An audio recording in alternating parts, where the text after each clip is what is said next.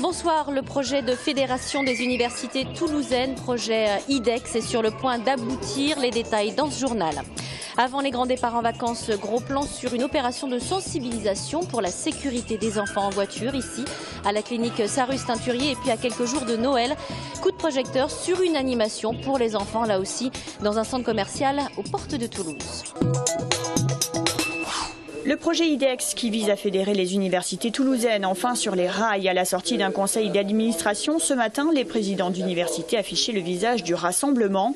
L'annexe 1 de la convention attributive du projet IDEX a été votée à l'unanimité. Les grandes lignes, c'est que nous allons pouvoir démarrer dès 2013 tous les programmes que nous avions prévus en recherche, en formation, en vie internationale de l'IDEX, et que nous allons travailler sur les statuts de la nouvelle université fédérale de Toulouse dès le deuxième semestre. Sortie de crise donc pour ce projet qui n'était pas prêt de voir le jour il y a 6 mois en arrière. Après de nombreuses dissensions, il a fallu trouver un terrain d'entente et faire des compromis. L'université Toulousain-Capitole bloquait en effet le projet car trop flou et trop éloigné des garanties du départ. La négociation est repartie. Je pense que la position que nous avions prise était une position risquée parce que sur le site nous étions isolés. Mais cette position, je crois, a eu le mérite de faire comprendre aux autres parties prenantes que nous n'avions pas abouti suffisamment dans la négociation, que le projet n'était pas tout à fait mûr. Après des concessions mutuelles de tous les établissements, nous avons estimé, UT1 Capitole, que les garanties que nous demandions, on les avait obtenues. Il y avait d'abord une grosse critique sur la manière dont cette grosse structure, cette université fédérale avec plus de 100 000 étudiants, 10 000 personnel allait pouvoir être géré.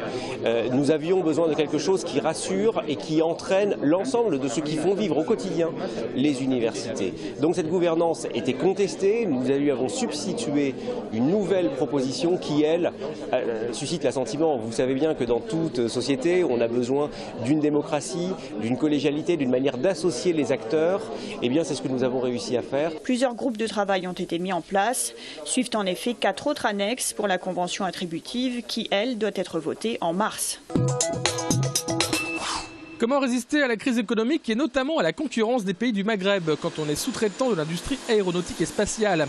À Toulouse, l'entreprise Mécamesure, fondée en 1978 et aujourd'hui située zone Thibault, s'appuie sur son expertise de niche dans l'usinage des pièces pour préserver son chiffre d'affaires de 3,9 millions par an.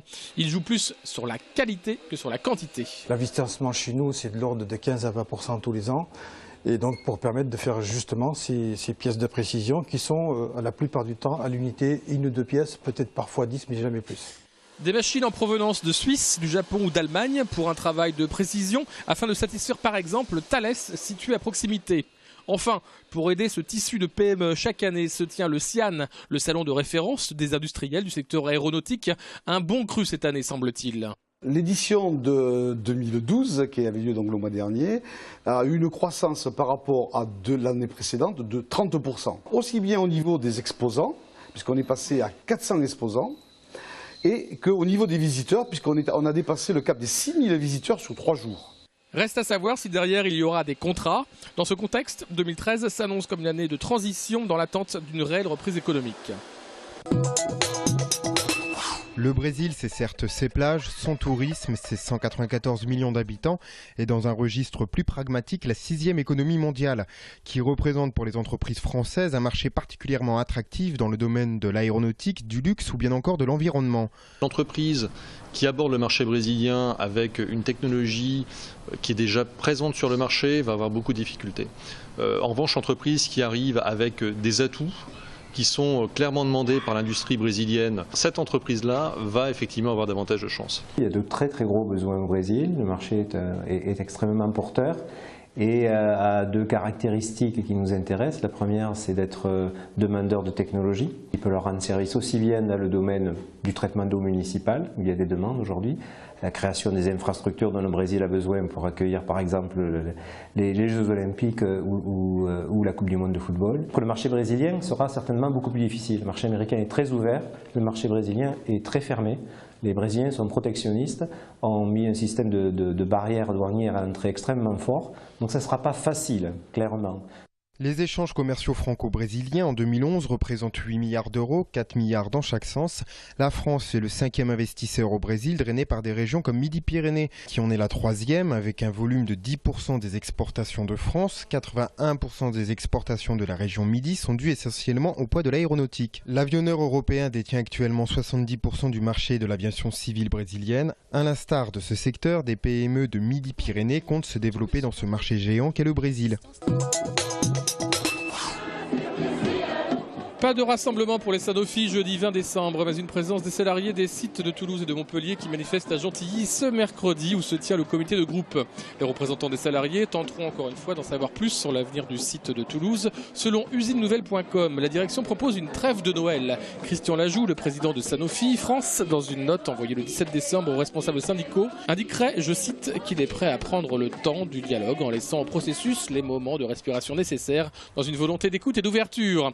Les syndicats reste très vigilant, 2013 ne sera pas un long fleuve tranquille. Ce matin, à l'hôtel de police du canal du Midi, Swad Mera, la sœur du tueur de Toulouse, était entendue dans le cadre de 2 plaintes. Une pour apologie du terrorisme quand elle se disait fière de ce qu'avait accompli son frère, et une autre qu'elle dépose contre M6 pour avoir diffusé ses propos privés en caméra cachée diffusés en novembre dernier. Elle était assistée de son avocat, maître Christian Ettelin. Plus de 20 ans après l'entrée en vigueur de l'obligation d'attacher les enfants en voiture, on constate que 2 sur 3 sont mal ou même pas du tout attachés. Forte de ce constat, l'association Prévention Routière 31 proposait aujourd'hui des ateliers d'information à la clinique Sarus-Teinturier. Attacher son enfant dans son siège auto, cela paraît simple et pourtant... La maman l'a attachée, la petite Zélie. Donc on demande de bien vérifier qu'il n'y ait qu'un seul doigt de battement, pas plus. Parce que si par exemple il y avait plus... Comme là, là ça va pas. Voilà, là ça ne va pas.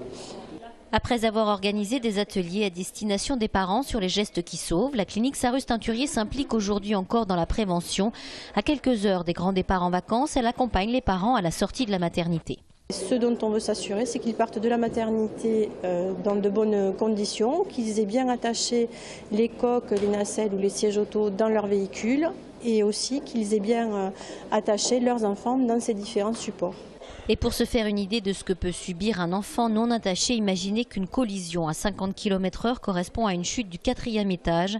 Autre constat alarmant, 2 fois plus d'enfants ne sont pas du tout attachés sur les courts trajets que sur les longs.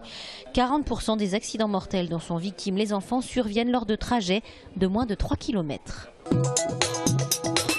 L'utilisation du stadium pourrait coûter 5 fois plus cher au TFC à l'avenir. C'est en tout cas ce qu'affirment nos confrères de la Dépêche du Midi. Pour le club, la note actuelle s'élève à 200 000 €. Selon le quotidien, la redevance annuelle pourrait passer à 1 million, 1,5 million d'euros. Contacté aujourd'hui, la mairie nous a confirmé le principe d'une hausse de la redevance. Mais aucune négociation n'aurait encore eu lieu. Pour l'heure, la direction du TFC ne s'exprime pas. Qu'est-ce que tu es venu faire dans cette file d'attente ? Une photo avec le Père Noël. Tous ces enfants sont venus à la rencontre du Père Noël. Depuis quelques jours, il s'est installé dans cette galerie marchande.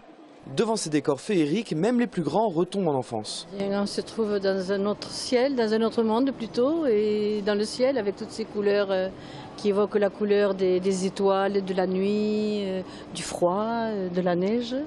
Ce n'est pas un hasard si l'association des commerçants du Grand Portet a mis le paquet pour les fêtes de fin d'année. Les achats à cette période représentent de 15 à 20% de leur chiffre d'affaires. Et pour ce prix, ils ont invité le Toulouse Club Patinage à se produire sur le parking pour une dernière fois, faire tourner la tête des chalands.